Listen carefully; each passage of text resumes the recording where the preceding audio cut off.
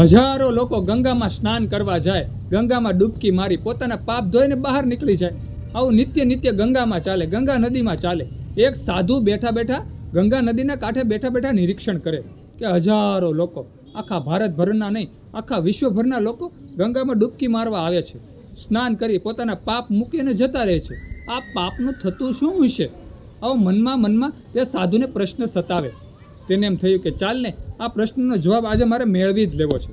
બીજા અસંખ્ય સાધુ સંતોને પૂછે છે, મોટા મોટા મહાનુભાવો હોય તેને પૂછે છે, પણ તેનો પ્રશ્નનો જવાબ તેને મળતો નથી.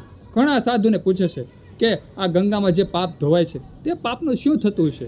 ત્યારે કોઈ સાધુ તેનો જવાબ આપી શકતા નથી. પછી તે સાધુ એમ કહે કે ભગવાન ભોળાનાથની આરાધના કરે છે.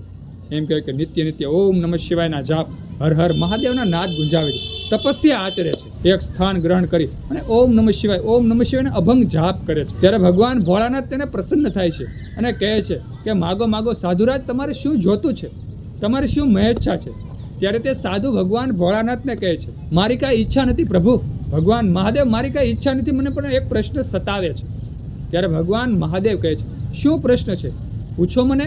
ત્યારે તે સાધુ ભગવાન ભોળાનાથને કહે છે કે આ જે ગંગામાં લોકો પાપ ધોવે છે, નિત્ય નિત્ય હજારો લોકો આવી અને ગંગામાં પોતાના પાપ ધોવે છે, તે પાપ જાય છે ક્યાં? ત્યારે ભગવાન ભોળાનાથ કહે છે, તે તમે ગંગાને પૂછો.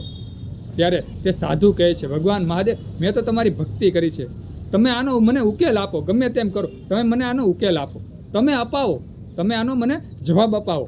ત્યારે ભગવાન ભોળાનાથ કહે છે, ચાલો મારી સાથે. ત્યારે ભગવાન ભોળાનાથ અને તે સાધુ ગંગાજી પાસે જાય છે અને ગંગા માતાને પ્રશ્ન પૂછે છે કે અસંખ્ય લોકો નિત્ય નિત્ય ગંગા માતા તમારામાં ડૂબકી મારે છે, તો આ બધા પાપનું તમે શું કરો છો? ત્યારે ગંગા માતા કહે છે કે તે પાપ છે